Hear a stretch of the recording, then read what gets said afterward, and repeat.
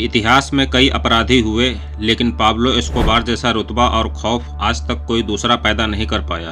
एक ऐसा इंसान जिसके लिए पैसा महज एक कागज का टुकड़ा था। इस कहानी की शुरुआत होती है 1 दिसंबर 1949 को कोलंबिया के रियो नेग्रो के एक बेहद गरीब किसान परिवार में।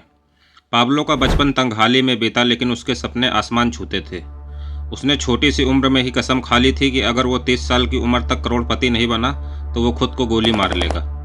शुरुआत में ही उसने कब्रिस्तान से पत्थर चुराए और पुरानी गाड़ियों के पुर्जे बेचे। उसने सड़कों पर छोटी मोटी चोरियां भी की, लेकिन उसकी किस्मत तब बदली जब उसने कोकीन की तस्करी की दुनिया में कदम रखा। उसने मेडेलिन कार्टेल बनाया और देखते ही देखते पूरी दुनिया के कोकीन बाजार पर कब्जा कर लिया। पाब्लो का असली खेल अब शुरू हुआ था। वो हर रोज 15 टन कोकीन अमेरिका भेजता था, जिससे उसे इतनी दौलत मिली कि वो फोर्ब्स की लिस्ट में दुनिया के सबसे अमीर लोगों में शामिल हो गया। पाब्लो का रुतबा ऐसा था कि उसके शौक राजाओं महाराजाओं को भी मात देते थे। उसने हिसिएंडा नेपोलस नाम की एक विशाल हवेली बनवाई, जिसमें हर सुख सुविधा मौजूद थी। उसे लग्जरी गाड़ियों का पागलपन तक की हद तक का शौक था। उसके पास विंटेज कारों से लेकर उस जमाने की सबसे महंगी गाड़ियां मौजूद थीं। इतना ही नहीं, उसने अपना खुद का निजी चिड़ियाघर भी बनवाया हुआ था, जहां उसने अफ्रीका से गैर कानूनी तरीके से हाथी, जिराफ, शेर और दरियाई घोड़े मंगवाए थे। वो फुटबॉल का भी बहुत बड़ा दीवाना था।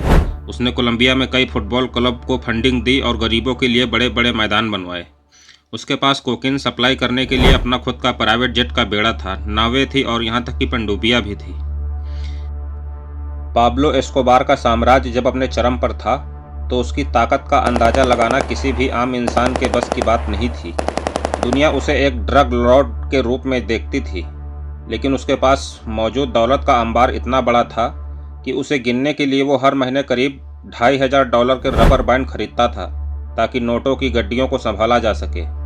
कल्पना कीजिए, उसके गोदामों में रखे करोड़ों डॉलर के कैश तो खाली चूहे ही कुतर देते थे, और नमी की वजह से उसका 10% पैसा बर्बाद हो जाता था हर साल।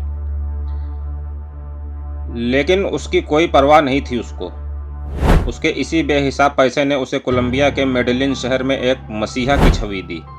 पाब्लो जानता था कि अगर उसे कानून से बचना है तो उसे जनता का साथ चाहिए। उसने बैरियल पाब्लो एस्कोबार नाम का पूरा इलाका बसाया, जहां उसने उन लोगों को करीब 450 पक्के मकान बनाकर दिए जो लोग झुग्गी झोपड़ी में रहने को मजबूर थे।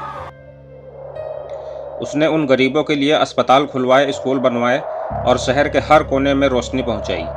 यही वजह थी कि जब पुलिस उसे पकड़ने के लिए आती, शहर में दाखिल होती, तो गरीब बस्ती वाले उसे ढाल बनकर बचा लेते। पाब्लो की जिंदगी में अगर कोई चीज़ उसके पैसे से ज़्यादा कीमती थी तो वो था उसका परिवार, खासकर उसकी बेटी मैनुएला। एक बार जब सरकार और पुलिस का दबाव बढ़ा तो पाब्लो को अपने परिवार के साथ मेडेलिन के पहाड़ों में एक गुप्त ठिकाने पर छिपना पड़ा। वहाँ कड़ाके की ठंड थी और उसकी बेटी मैनुएला को ठंड की वजह से सांस लेने में तकलीफ होने लगी। उसे हाइपोथर्मिया का खतरा था। उस वक्त उस पहाड़ पर जलाने के लिए लकड़ी तक नहीं थी। पाब्लो ने बिना एक पल की देरी किए अपने पास रखे नोटों के थैले खोल दिए और अपनी बेटी को गर्मी देने के लिए करीब $20 लाख, यानी आज के हिसाब से करीब 16 करोड़ रुपए, असली कैश में आग लगा दी। वह मंजर इतिहास का सबसे महंगा अलाव था, जहां एक पिता अपनी बेटी की जान बचाने के लिए नोटों की गड्डियों को स्वाहा कर रहा था। जब साल 1991 में कोलंबिया की सड़कें खून से लाल थीं, तो पाब्लो एस्कोबार ने सरकार के सामने एक शर्त रखी, जिसने दुनिया के कानून की धज्जियां उड़ा दी। उसने कहा, मैं सरेंडर करूंगा, लेकिन जेल मेरी होगी, कानून मेरा होगा और पहरेदार भी मेरा होगा। सरकार बेबस थी। नतीजा निकला, ला कैट्रेल पहाड़ों की चोटी पर बना एक ऐसा आलीशान महल जिसे कागजों पर जेल कहा गया। पाब्लो ने शर्त रखी थी कि कोई भी कोलंबियाई पुलिस इस जेल के 3 किलोमीटर के दायरे में नहीं आएगी। ये दुनिया के इतिहास का सबसे अजीबोगरीब आत्मसमर्पण था। जिस आदमी को सलाखों के पीछे होना चाहिए था, वह अपनी खुद की बनाई जेल में बैठकर दुनिया का सबसे बड़ा ड्रग साम्राज्य चला रहा था। वहाँ वाटरफॉल थे, फुटबॉल के मैदान थे और दावतें भी होती थी, यानी पूरी लग्जरी लाइफ चल रही थी। लेकिन दोस्तों, फिर साल आता है 2 दिसंबर 1993 की वो दोपहर।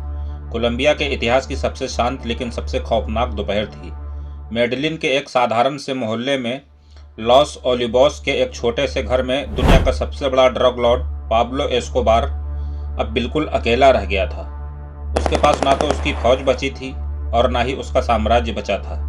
बस अपनी बेटी मैनुएला के लिए एक पिता का बेतहाशा मोह बचा था। पाब्लो जानता था कि फ़ोन पर लंबी बातचीत करना उसकी मौत को दावत देना है, लेकिन वह अपनी बेटी की आवाज़ सुनने की तड़प में उसने वो गलती कर दी जिसका इंतजार सर्च ब्लॉक की पुलिस महीनों से कर रही थी।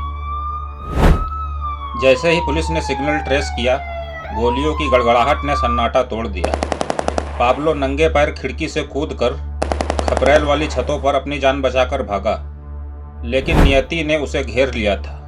जिस शख्स ने पूरी दुनिया की सरकार को घुटनों पर ला दिया, वह मेडलिन की एक साधारण सी छत पर खून से लथपथ पड़ा था।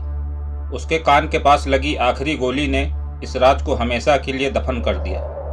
तो दोस्तों, देखा आपने, बुरे काम का बुरा ही नतीजा होता है। अपराधी कितना भी बड़ा हो, उसका अंत हमेशा खौफनाक ही होता है। अगर आपको यह कहानी पसंद आई हो तो हमारे वीडियो को लाइक करें, सब्सक्राइब करें ऐसे ही और रोमांचक वीडियो देखने के लिए। तब तक के लिए मिलते हैं किसी और वीडियो में। धन्यवाद।